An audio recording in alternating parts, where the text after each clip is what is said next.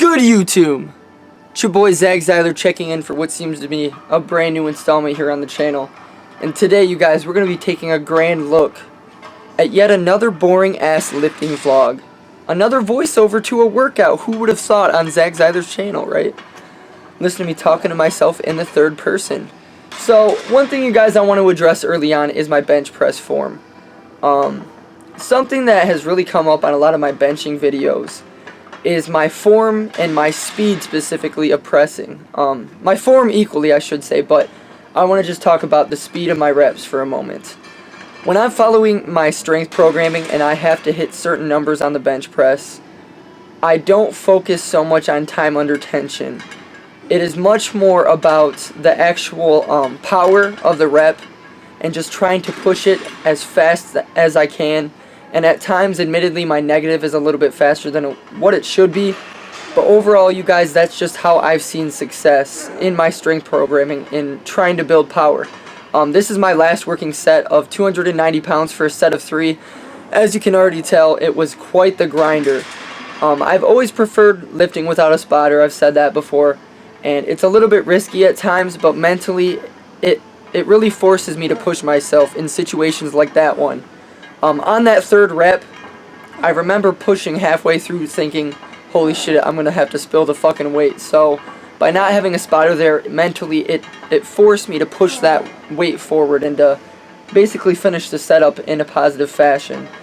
So, when I'm doing power movements, that's what I go for, is extreme power and extreme something. I don't even know what I want to say right now, but when I'm trying to control the weight and go for hypertrophy, muscle building type of sets, I will do something similar to this, what I'm doing right here with 225.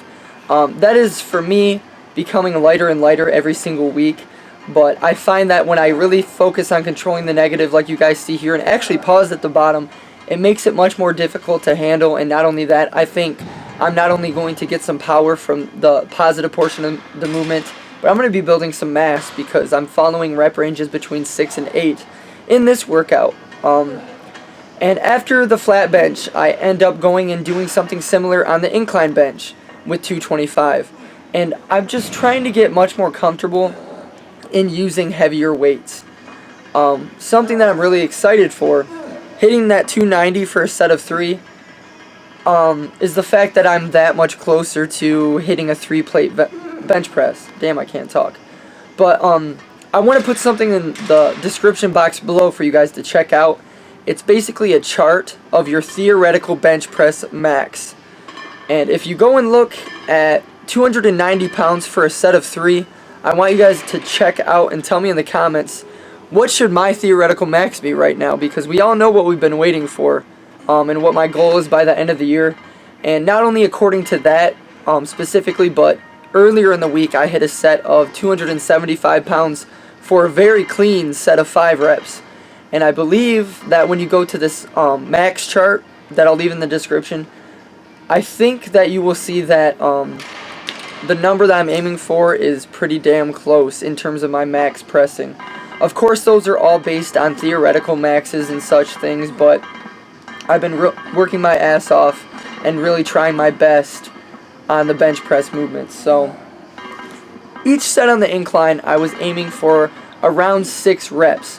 I try to give you guys a couple of different camera angles to get an idea of my form on the incline.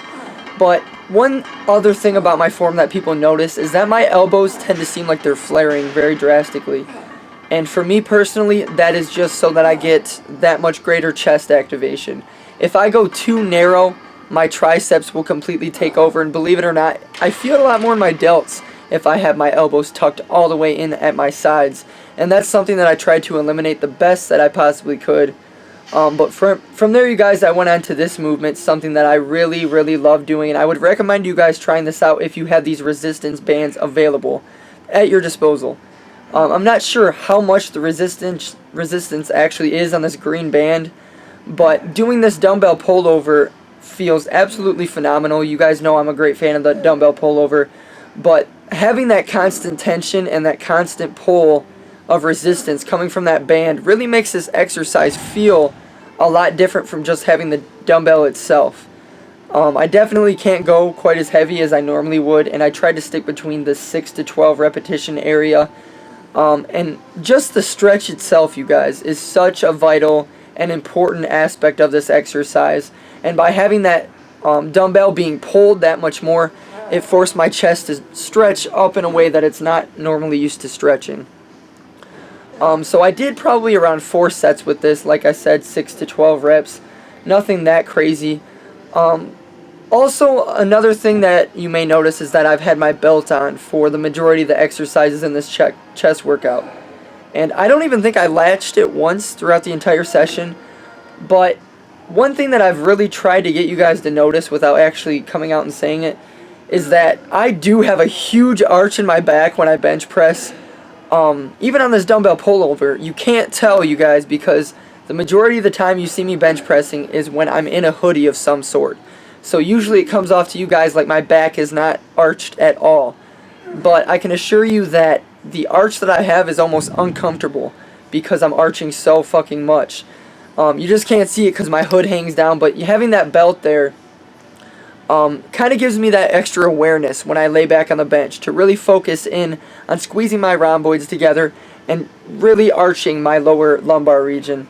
And that's just a mental thing that I enjoy doing with the lifting belt. I don't necessarily have to latch it, and I'm definitely not dependent on it by any means. It just makes me feel stronger, is the best way I would put it. But after that, you guys, I went on and did some dips. Again, using this resistance band. I don't know why I wanted to do it in this workout. But I did somewhat of like a superset or a drop set, if you will. Going and doing this weird thing where the resistance band goes up over my neck and shoulder region, giving me that extra hard resistance on the negative portion, and you can tell that I'm trying to fight against it with each rep, and then dropping the band and doing another 10 reps. So this is something that I think I may do a little bit more often. I've always enjoyed doing dips, supersetting them with push-ups. I know I don't show you guys a lot of that kind of stuff here on YouTube because doing push-ups isn't the most exciting thing to see in a YouTube video, in my opinion. But then again, I should be honest in sharing my workouts, every exercise that I perform, even if it's kind of boring for you guys, right? So after this, I believe this was like the final exercise of the entire session. And surprisingly enough, the gym was completely empty. It wasn't that late at night. I'd say it was around like 11 o'clock or so when I arrived at the gym. No, it was probably closer to 11:30 or midnight. But usually there's a lot more people in the gym around that time. But I'm not going to complain.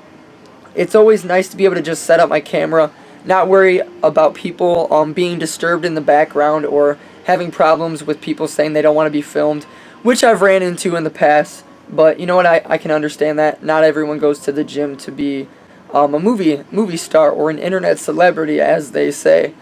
So with that said, you guys, I'm doing some cocky ass, arrogant, self-absorbed, self-preservational fucking posing. Look at that vacuum. That's the end of the video, you guys. Thank you very much for watching. I tried to keep it entertaining. I'm really tired, so I'm going to go to bed. I love you all so much. Until next time, peace out, bye.